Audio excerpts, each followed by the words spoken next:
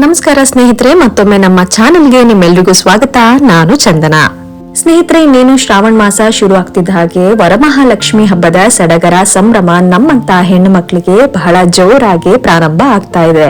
ಸ್ನೇಹಿತರೆ, blouse piece ನ ಬಳಸ್ಕೊಂಡು ಲಕ್ಷ್ಮಿ ಕಳಶವನ್ನ ಸೀರೆ ಉಡಿಸಿದಷ್ಟೇ ಸುಂದರವಾಗಿ ಅಲಂಕಾರವನ್ನ ಹೇಗೆ ಮಾಡಬಹುದು ಅಂತ ಇವತ್ತಿನ ವಿಡಿಯೋದಲ್ಲಿ ನಾವು ನೋಡೋಣ.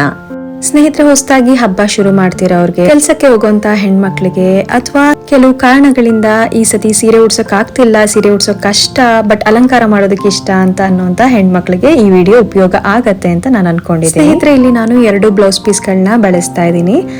ಯಾವ್ದು ಚೆನ್ನಾಗಿ ಕಾಣುತ್ತೆ ಅಂತ ನೋಡಿ ನೀವೇ ಕಾಂಬಿನೇಷನ್ ನ ಮ್ಯಾಚ್ ಮಾಡಬಹುದು. ಆದಷ್ಟು ಪ್ಲೈನ್ ಬ್ಲೌಸ್ ಪೀಸ್ ನ ಯೂಸ್ ಮಾಡೋ ಬದಲು ಈ ರೀತಿ ಜರಿ ಇರುವಂತದ್ದು ಬ್ರೊಕೇಟ್ ಬ್ಲೌಸ್ ಪೀಸಸ್ ನ ಯೂಸ್ ಮಾಡೋದ್ರಿಂದ ಚೆನ್ನಾಗಿ ಕಾಣಿಸುತ್ತೆ ನೋಡೋದಕ್ಕೂ ಕೂಡ. 2 ಬ್ಲೌಸ್ ಪೀಸ್ ಗಳನ್ನು 1 ಮೀಟರೇ ತಗೊಂಡ್ರೆ ನೆರಿಗೆ ಜಾಸ್ತಿ ಬರುತ್ತೆ, ನೋಡೋದಕ್ಕೂ ತುಂಬಾ ಚೆನ್ನಾಗಿ ಕಾಣಿಸುತ್ತೆ. ಇವಾಗ ನಾನು ತೋರಿಸ್ತಾ ಇರೋದ್ರಲ್ಲಿ ಬ್ಲೂ ಕಲರ್ 1 ಮೀಟರ್ ಇದೆ, ಪಿಂಕ್ ಕಲರ್ ಇರೋದು 85 ಸೆಂಟಿಮೀಟರ್ಸ್ ಇರಬಹುದು. ಸೊ ಅದು ಸ್ವಲ್ಪ ನೆರಿಗೆ ಕಡಿಮೆ ಬರುತ್ತೆ.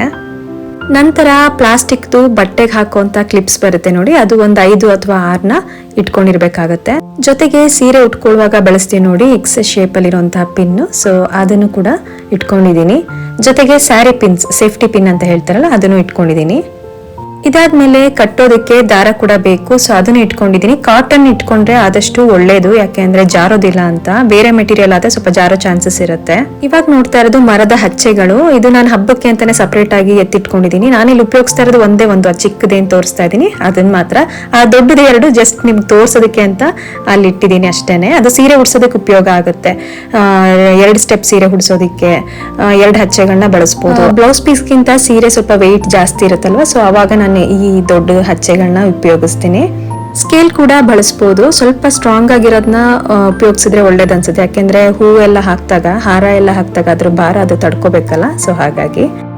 ಇವಾಗ 2 ಬ್ಲೌಸ್ ಪೀಸ್ಗಳನ್ನು ಮೊದಲಿಗೆ ನೆರಿಗೆ ಮಾಡಿ ಇಟ್ಕೊಂಡ್ಬಿಡೋಣ. ಒಂದು ಮ್ಯಾಟ್ ಅಥವಾ ಚಾಪೆ ಮೇಲೆ ಈ ರೀತಿ ಬ್ಲೌಸ್ ಪೀಸ್ ನ ಓಪನ್ ಮಾಡಿ ಇಟ್ಕೋಬೇಕಾಗತ್ತೆ.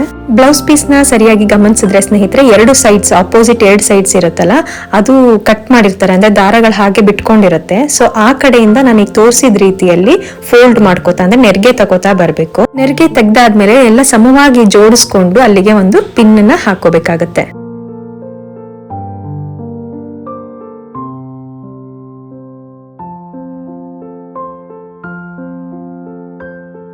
ಇವಾಗ ಅದೇ ರೀತಿ ಇನ್ನೊಂದು ಬ್ಲೌಸ್ ಪೀಸ್ ನ ಕೂಡ ನೆರಿಗೆ ಮಾಡ್ಕೋತಾ ಇದ್ದೀನಿ.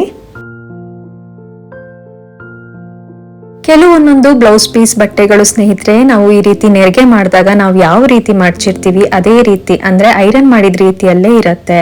ಆದ್ರೆ ಕೆಲವೊಂದೊಂದು ಬ್ಲೌಸ್ ಪೀಸ್ಗಳು ಸ್ನೇಹಿತರೆ ಹರಡ್ಕೊಂಡಂಗಾಗುತ್ತೆ. ಕಾರಣ ಅದು ಬ್ಲೌಸ್ ಪೀಸ್ ನ ಮೆಟೀರಿಯಲ್ ಮೇಲೆ ಡಿಪೆಂಡ್ ಆಗಿರುತ್ತೆ.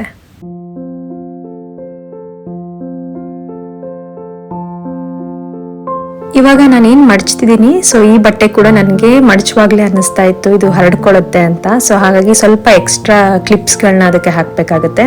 ಜೊತೆಗೆ ನಾವು ಕೈಯಲ್ಲೇ ಐರನ್ ಮಾಡಿದ ರೀತಿಯಲ್ಲಿ ಸ್ವಲ್ಪ ಪ್ರೆಸ್ ಮಾಡಿ ಉಜ್ಜಿದ್ರೆ ನೆರಿಗೆಗಳು ಸ್ವಲ್ಪ ನೀಟಾಗಿ ಕೂತ್ಕೊಳ್ಳುತ್ತೆ.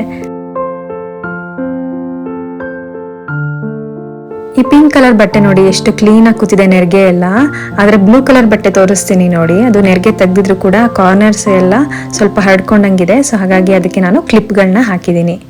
ನಮ್ಮ ಮನೆಯಲ್ಲಿ ಲಕ್ಷ್ಮಿ ಕಳಶವನ್ನ ವರಮಹಾಲಕ್ಷ್ಮಿ ಹಬ್ಬದಲ್ಲಿ ಹೇಗೆ ಇಡ್ತೀವಿ ಅಂತ ನಾನು ಸಿಂಪಲ್ ಆಗಿ ನಿಮ್ಗೆ ಹೇಳ್ತಾ ಹೋಗ್ತೀನಿ ನೋಡಿ. ಮೊದ್ಲಿಗೆ ನಾವು ಕಳಶ ಎಲ್ಲಿ ಇಡ್ತೀವಿ ಆ ಜಾಗನ ಸ್ವಚ್ಛ ಮಾಡ್ಕೋಬೇಕಾಗತ್ತೆ. ನಾನು ಇಲ್ಲಿ ವಿಡಿಯೋಗೋಸ್ಕರ ಮಣೆ ಇಟ್ಟು ತೋರಿಸ್ತಾ ಇದ್ದೀನಿ ಸ್ನೇಹಿತರೆ. ಕೆಲವರು ಟೇಬಲ್ ಮೇಲೆ ಇಡ್ತಾರೆ ಅಥವಾ ಪೀಠ ಸಿಗುತ್ತೆ ಅದ್ರ ಮೇಲೆ ಕೂಡ ಇಡಬಹುದು. ಸ್ವಚ್ಛ ಮಾಡಿರುವಂತಹ ಮಣೆ ಮೇಲೆ ಸ್ನೇಹಿತರೆ ಅಷ್ಟದಳ ಪದ್ಮದ ರಂಗೋಲಿಯನ್ನ ಹಾಕ್ತೀನಿ. ನಂತರ ಅರಿಶಿನ, ಕುಂಕುಮ, ಅಕ್ಷತೆಯನ್ನು ಸಹ ಹಾಕ್ತೀನಿ. ನಂತರ ಒಂದು ತಟ್ಟೆಯನ್ನ ಇಟ್ಕೋತಾ ಇದೀನಿ ಸ್ನೇಹಿತರೆ. ತಟ್ಟೆ ಬದಲು ಬಾಳೆ ಎಲೆ ಸಹ ಇಡಬಹುದು. ನಂತರ ತಟ್ಟೆಗೆ ಅಕ್ಕಿ ಹಾಕೋತೀನಿ ಸ್ನೇಹಿತರೆ. ಅದ್ರ ಮೇಲೆ ಓಂ ಅಂತ ಬರೆದು ಅದಕ್ಕೂ ಕೂಡ ಅರಿಶಿನ, ಕುಂಕುಮ, ಹೂವಿನ ದಳಗಳು, ಸ್ವಲ್ಪ ಅಕ್ಷತೆ ಹಾಕಿ ರೆಡಿ ಮಾಡಿ ಇಟ್ಕೋತೀನಿ. ಜೊತೆಗೆ ಈ ರೀತಿ ಡಬ್ಬಿ ಬೇಕಾಗುತ್ತೆ ಸ್ನೇಹಿತರೆ. ಇದು ಬಹುಶಃ 2 kg ಹಿಡಿಯುವಂತ ಡಬ್ಬಿ ಆಗಿರುತ್ತೆ. ಈ ಡಬ್ಬಿ ಒಳಗಡೆ ಸ್ನೇಹಿತರೆ ನಾನು ಏನ್ ಮಾಡ್ತೀನಿ ಅಂದ್ರೆ ಅಕ್ಕಿ ತುಂಬಿಸಿಟ್ಬಿಡ್ತೀನಿ. ಯಾಕೆ ಅಂದ್ರೆ ಸ್ವಲ್ಪ ವೆಯ್ಟ್ ಆಗುತ್ತೆ ಅಂತ. ವೆಯ್ಟ್ ಆದ್ರೆ ಕಳಶ ಅಳ್ಳಾಡೋದಿಲ್ಲ ಅಷ್ಟು ಈಸಿಯಾಗಿ. ಅಕ್ಕಿ ತುಂಬಿಸಿರುವಂತಹ ಡಬ್ಬಿಯ ಮೇಲೆ ಕಳಶದ ಚೊಂಬನ್ನ ಇಡ್ತಾ ಇದೀನಿ ಸ್ನೇಹಿತರೆ. ಇವಾಗ ನಾನು ಏನ್ ತೋರಿಸ್ತಾ ಇದೀನಿ ಆ ಎಡ್ಜಸ್ಗೆ ಗಮ್ ಟೇಪ್ ನ ಸುತ್ತಿ ಅಂಟಿಸ್ಬಿಡ್ತೀನಿ. ಯಾಕೆ ಅಂದ್ರೆ ಅದು ಶೇಕ್ ಆಗ್ಬಾರ್ದು ಅಂತ, ಎಕ್ಸ್ಟ್ರಾ ಸೇಫ್ಟಿಗೆ.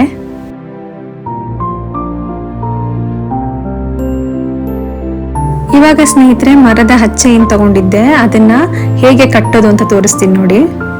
2 ಅಥವಾ 3 ಗಂಟೆ ಹಾಕಿ ಬಿಗಿಯಾಗಿ ಕಟ್ಕೊಳ್ಳಿ, ಅದು ಅಳ್ಳಾಡದೇ ಇರೋ ರೀತಿಲಿ. ನೋಡಿ ಸ್ನೇಹಿತರೆ, ಇಷ್ಟು ರೆಡಿ ಆಗಿದೆ ಇವಾಗ. ಸೊ ಇವಾಗ ನಾವು ರೆಡಿ ಮಾಡಿ ಇಟ್ಕೊಂಡಿರುವಂತಹ ಬ್ಲೌಸ್ ಪೀಸ್ನ ಹೇಗೆ ಹಾಕಬೇಕು ಅಂತ ತೋರಿಸ್ತೀನಿ ನೋಡಿ. ಫೋಲ್ಡಿಂಗ್ ಮಾಡಿರೋಂತಹ ಸೈಡ್ ಇರುತ್ತಲ್ಲ ಸ್ನೇಹಿತರೆ, ನಾನು ತೋರಿಸ್ತಾ ಇದ್ದೀನಿ ನೋಡಿ. ಅಂದ್ರೆ ಕ್ಲಿಪ್ಸ್ ಪಿನ್ ಎಲ್ಲ ಹಾಕಿರ್ತೀವಲ್ಲ, ಆ ಸೈಡ್ ಈ ರೀತಿ ಮುಂದೆ ಬರಬೇಕು, ಸೈಡಿಗೆ ಸೇರ್ಕೋಬಾರ್ದು ಅದು. ಸೊ ಆ ರೀತಿ ನೀವು ಅರೇಂಜ್ ಮಾಡ್ಕೋಬೇಕಾಗುತ್ತೆ. ಮಧ್ಯ ಗ್ಯಾಪ್ ಇರುತ್ತಲ್ಲ, ಅದನ್ನ ಮೊದಲನೇ ಫೋಲ್ಡಿಂಗ್ಸ್ ಇರುತ್ತೆ ನೋಡಿ, ಅದೆರಡನ್ನು ಸೇರಿಸಿ ಪಿನ್ ಮಾಡಿ ಕವರ್ ಮಾಡ್ಕೋಬೇಕಾಗುತ್ತೆ. ಇವಾಗ ನೆರಿಗೆಗಳನ್ನ ಒಂದೊಂದಾಗಿ ಸರಿ ಮಾಡ್ಕೊಂಡು ನಾವು ಹಾಕಿರೋಂತಹ ಕ್ಲಿಪ್ಪು ಪಿನ್ಗಳನ್ನ ಒಂದೊಂದಾಗಿ ತೆಗಿತಾ ಬರ್ಬೇಕಾಗತ್ತೆ.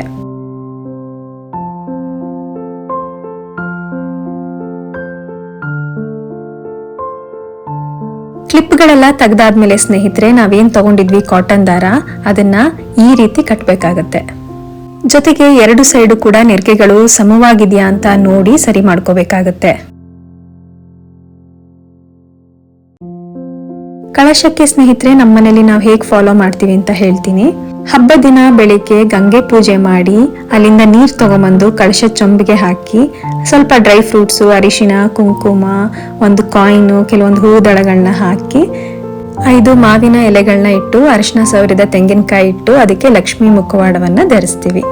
ಪ್ರತಿಯೊಬ್ಬರ ಮನೆಯಲ್ಲೂ ಸ್ನೇಹಿತರೆ ಆಚರಣೆಗಳು, ಪದ್ಧತಿಗಳು ವಿಭಿನ್ನವಾಗಿರುತ್ತೆ. ಅವರವರ ಶಕ್ತಿ ಅನುಸಾರವಾಗಿ ಆಚರಣೆಯನ್ನ ಮಾಡಬಹುದು. ಹಾಗಂತ ಹಬ್ಬನ ಬಹಳ ವಿಜೃಂಭಣೆಯಿಂದ ಆಡಂಬರವಾಗಿ ಮಾಡಬೇಕು ಅಂತ ಏನಿಲ್ಲ. ಒಳ್ಳೆಯ ಮನಸ್ಸು, ಶ್ರದ್ಧೆಯಿಂದ, ಭಕ್ತಿ ಭಾವಗಳಿಂದ ಒಂದು ರೌಕೆ ಕಣ ಇಟ್ಟು ಪೂಜೆ ಮಾಡಿದ್ರು ಸಹ ಆ ತಾಯಿಗೆ ನಮ್ಮ ಪೂಜೆ ಸಲ್ಲುತ್ತೆ ಅನ್ನೋದು ನನ್ನ ಭಾವನೆ. ಸ್ನೇಹಿತರೆ, ಈ ವಿಡಿಯೋಯಿಂದ ನಿಮ್ಗೆ ಏನಾದ್ರೂ ಉಪಯೋಗ ಆಗಿದೆ ಅಂತ ಅನ್ಸಿದ್ರೆ ಖಂಡಿತ ಒಂದು ಲೈಕ್ ಮಾಡೋದನ್ನ ಮರಿಬೇಡಿ. ಜೊತೆಗೆ ನಮ್ಮ ಚಾನೆಲ್ನ ಸಬ್ಸ್ಕ್ರೈಬ್ ಮಾಡ್ಕೊಳ್ಳಿ, ಪ್ರೋತ್ಸಾಹ ನೀಡಿ. ಸಿಗೋಣ ಮುಂದಿನ ವಿಡಿಯೋದಲ್ಲಿ. ಅಲ್ಲಿವರೆಗೂ ನಮಸ್ಕಾರ.